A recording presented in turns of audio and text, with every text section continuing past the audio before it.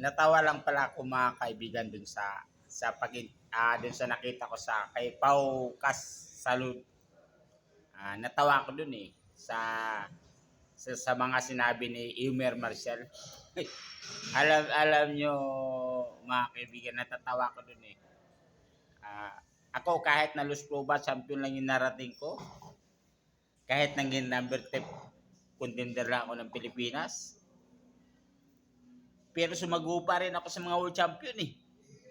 Si yung unang kalaban ko sa Thailand, WBA World Champion yun. Nung maglabang kami, si Pichit Sorceriwat. Pambira. Ang ganda ng laban namin eh. Gwardiya ako dun ha. Ano ba trabaho ng gwardiya? Ang duty ko alas 7 hanggang alas 7. 7 to 7. Ang haba. Anong time ko sa pag-iinsayo? Wala. Nung naglabang kami, ganun. Minsan nagpapaalam ako sa katiwala ko sa trabaho.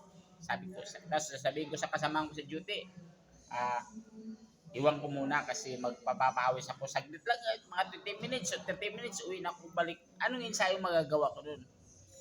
Pero nagawan ko pa rin ng paraan para labanan ng maganda yung WBA World Champion. Ibig sabihin, hindi mo rin ako pwedeng mamalitin. Talagang walang chance lang. Hindi lang ako binigyan ng pagkakataon. Ganun ang tunay na buhay sa boxing. Panahon yan, swertihan lang yan. Yan ang katotohanan. Ang boxing, pira. Yan ang katotohanan. Pero yung tungkol din sa sinabi ni Eumer Marcial na kailangan ng kung ano-ano pang kailangan sa conditioning coach, doktor kailangan yan sa boxing. Pero ang doktor, kailangan mo lang pagdating sa laban. Kasi siyang magmamasid eh. Kung anong nangyayari sa dalawang boksingero na naglalaban eh. Yun ang kailangan. Pero pagdating sa kondisyon, ang nakakalam ng trainer. Kasi ang pwede makialam sa boxer, trainer. Kasi yung trainer, siyempre lumaban din sa boxing. Boksingero yung trainer, alam niya, inaramdaman ng baksan niya. Diba? Ang pwede magdisiplina sa boxer, trainer, walang iba. Kahit nga manager, wala nga alam ang manager sa boxing eh. Ang alam lang ng manager sa boxing, pira.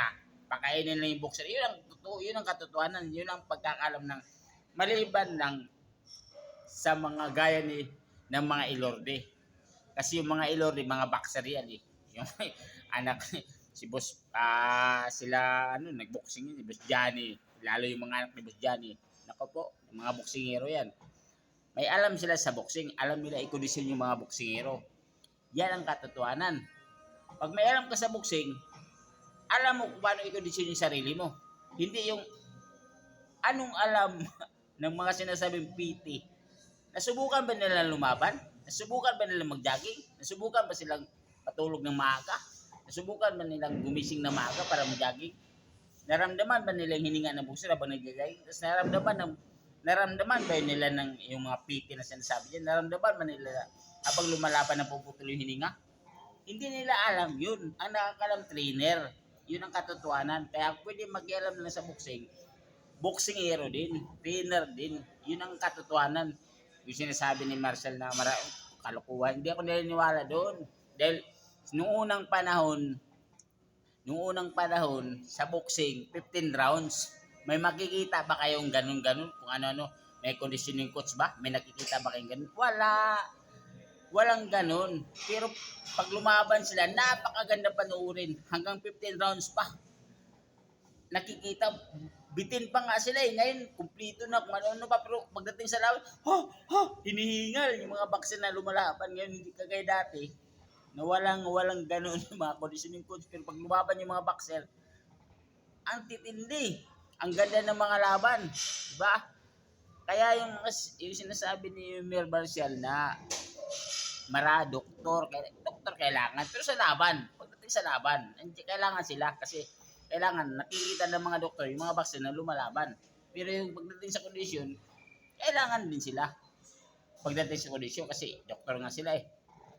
Pero yung mga tungkol pa sa mga PT na sa kalukuhan, sa mga conditioning coach, walang alam mo sa boxing yung mga yan. Katotohanan, sila yung mga mafia sa boxing. Sila yung bumuburaot sa mga boxer. Sila yung mga nakikinabang sa mga boksingero pag may pira na. Yan ang katotohanan. Yun ang masaklap sa boxing. Kasi sa boxing kasi, aminin naman natin hindi, karamihan ng boxer, mababa ang pinag-aralan. Kaya ang mga boxer na pagsamantalahan. Yan ang katotohanan. Madaling utuin, madaling samantalahin. Pero nung yung mga boxer, nung wala pang narating, walang ibang nakikinabang, walang ibang nagsisikap, manager o trainer. Pag sumikat na yung boksingero, saka lang dumadating yung mga PT na yan, yung mga kalukuhan yan. Yan ang katotohanan. Sa boxing, ang kailangan talaga, pira. Pira. Pag wala kang pira, tae ka sa boxing. Yan ang katotohanan. Pira ang nagpapaikot sa boxing. Yun ang totoo. Yung sinasabi PT, sinasabi pang kondisyon ng coach, hindi nga alam paano sumuntok yan, hindi nga alam paano umilag yan. Hindi nga niya alam paano disiplinan yung sarili niya. Tapos magtuturo pa siya sa mga boksingero. Karamihan kasi sa mga boxer, totoo, amin kahit ako, hindi ako gano'n nakapag-aral, pero nag-iisip din ako, ba't ko sila paniniwalaan na wala naman silang alam sa boxing, hindi naman nila alam.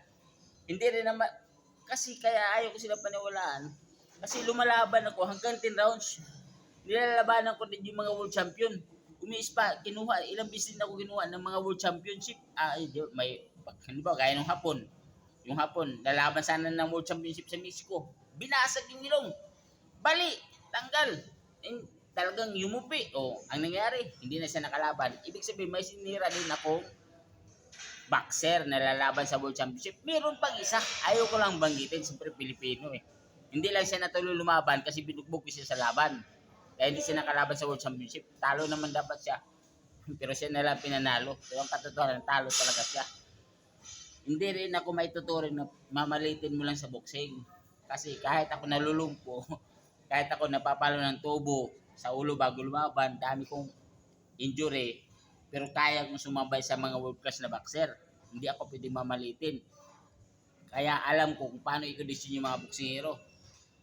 Kaya alam ko na dapat ang nakikinabang sa mga boksingero, mga trainer lang din, kung sino yung nagtuturo at saka manager.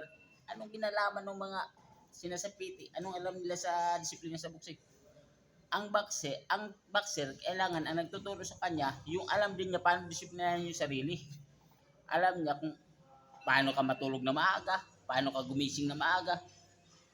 Alam niya, dapat, ang nagtuturo sa mga boksingero, ang nagdidisiplina sa mga boksingero, yung tulog na siya, yung pag lumalaban siya, parang tulog, inaantok na siya, pero kaya pa niya lumaban, kaya pa niya yung survive, yung sarili niya.